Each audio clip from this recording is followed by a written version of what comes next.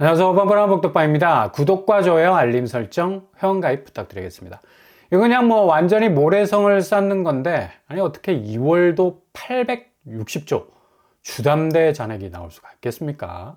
그야말로 빚규모는 도저히 멈출 기세를 보이지 않는 엄청난 진격의 거인이 된 지 오래입니다. 금융도 관성의 법칙이 있는 것이라서 일단 한번 가속이 붙으면 제대로 멈출 수 있는 브레이크 밟기가 굉장히 힘든 거죠. 그래서 이렇게 은행권 주담대 잔액 추이는 아무리 경계심을 가지고 관리를 한다 해도 이게 좀처럼 속도를 늦출 수 없는 관성을 가지고 직진을 하는 경향 보일 수가 있다는 얘기입니다.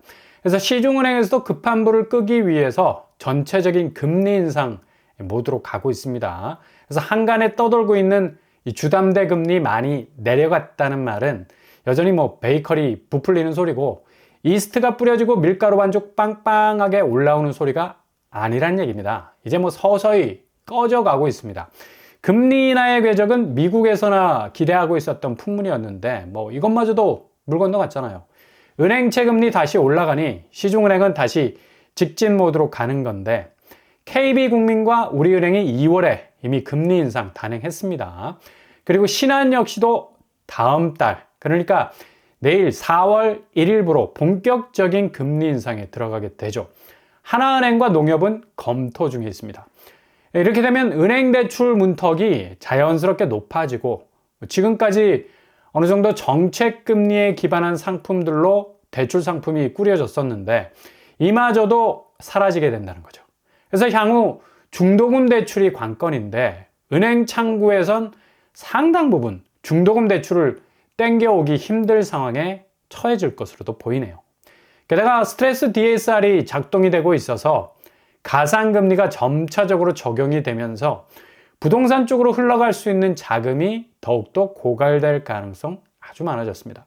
그래서 앞으로 중도금 대출은 아무리 분양 쪽에서 틈새를 찾아서 이 당첨이 된다 해도 상당 부분 어려울 수 있는 부분이 많아서 미리미리 체크를 해보고 시도를 하셔야 된다는 얘기죠.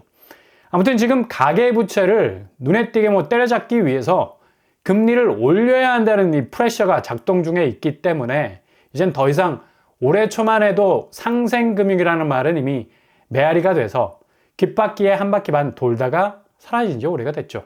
이렇게 금리는 이미 체감적으로도 굳이 미국에서 기준금리를 인하를 해도 국내는 이와는 반대의 궤적으로 가야만 하는 금리 인상 부담이 지척에 깔려 있는 겁니다. 이런 이유 때문에 지금 경기도 쪽 시세는 거의 눈물바다라고 말해도 될 정도로 온통 서울 시세에만 관심이 쏠려 있다 보니까 여기가 그냥 진창이 되어서 잘 드러나지 않는데 특히 평택 시세는 거의 전 재산을 날릴 지경이라는 아우성이 가득하죠.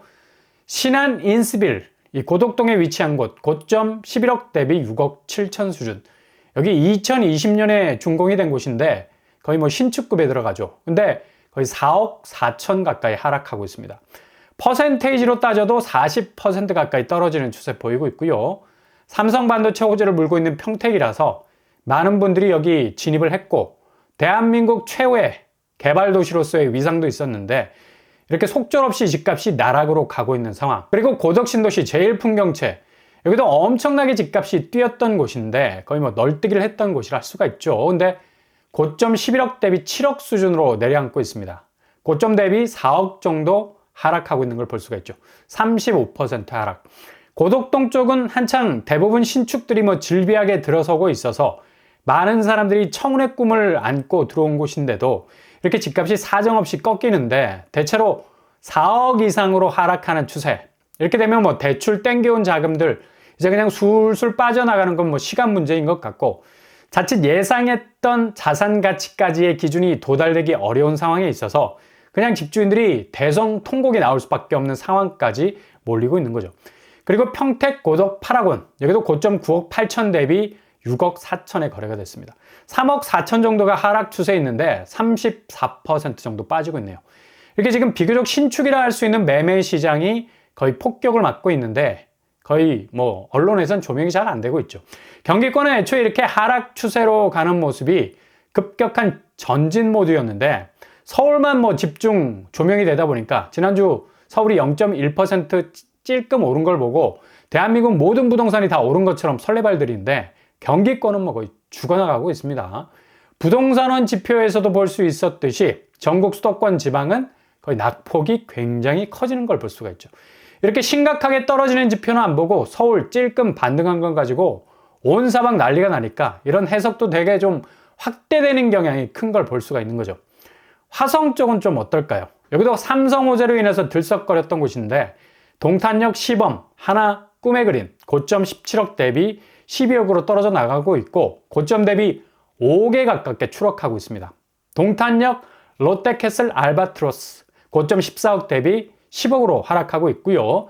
30% 정도 하락 추세로 이어지고 있죠. 대형 평수상에서 상당히 큰 하락폭 기록하고 있네요.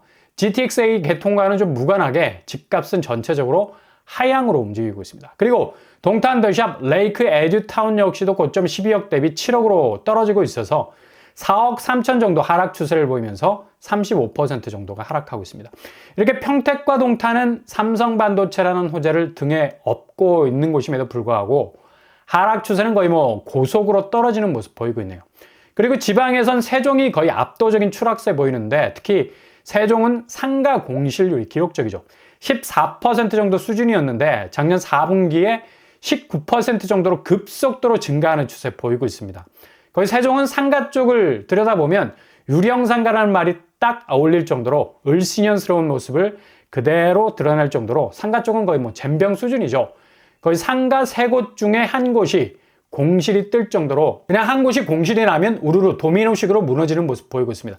게다가 집값도 그냥 떡락이라는 표현이 딱 맞죠. 해들 6단지 2편한 고점 14억 대비 7억으로 하락을 하고 있고 47% 정도 무너지고 있는데 거의 뭐 반토막 수준이라 볼 수 있습니다. 아무래도 세종 하락세는 전국에서 제일 강한 스탠스를 보이고 있는 듯합니다. 상가 공실과 함께 그냥 모든 집값 자체가 너무 오른 탓도 있어서 싸그리 집값 자체가 흔들리는 모습 보이고 있네요. 반토막이라는 말이 딱 어울리죠. 그리고 도렛마을 14단지 한림 프레버 여기도 고점 12억 대비 7억으로 추락하고 있고 고점 대비 5억 이상 하락하고 있습니다. 42% 정도 추락하는 건데 정신없이 떨어지고 있는 거죠. 그리고 세종 2편한 세상 푸르지오 역시도 고점 11억 대비 6억대로 거의 뭐 반토막 상태로 하락하고 있습니다. 고점 대비 4억 5천 이상 하락하고 있네요.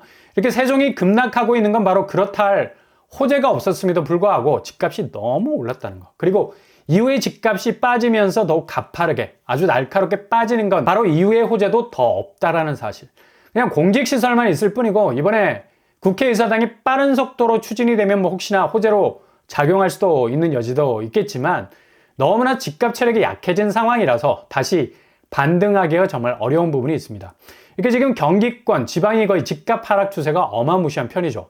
근데 서울 살짝 오름세를 찍었다 해서 전체 집값 판사리를 이해한다는 건 너무 편협한 관점이고 서울도 우리 썩 낙관적이지 못할 것은 일주일 단위로 뭐 끊어봐도 개포동 쪽은 거의 뭐 5억 이상 하락하고 있고 동작구 쪽도 마찬가지 성북구, 서초구 쪽으로도 계속해서 하락 거래가 나온다는 겁니다. 그만큼 얼마나 덜 떨어지느냐가 관전 포인트인데 이제 뭐 신고가를 찍어서 반등이 아니라 얼마나 어디서 덜 떨어지고 방어하고 있느냐가 관전 포인트가 되고 있는 사실이죠.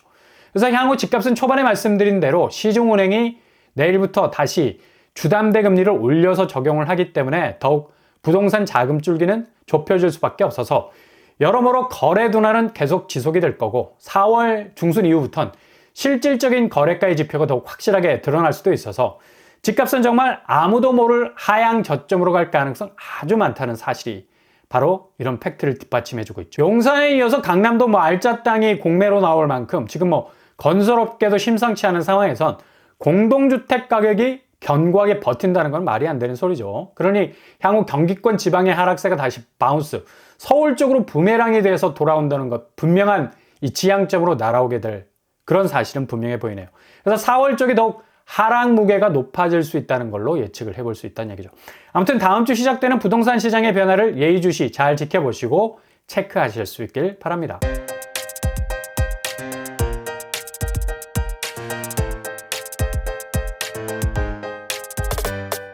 오늘의 부동산 캐를 거쳐 내일부터 시작되는 시중은행 변화를 잘 지켜보시고 금리 부분 체크하실 수 있길 바랍니다.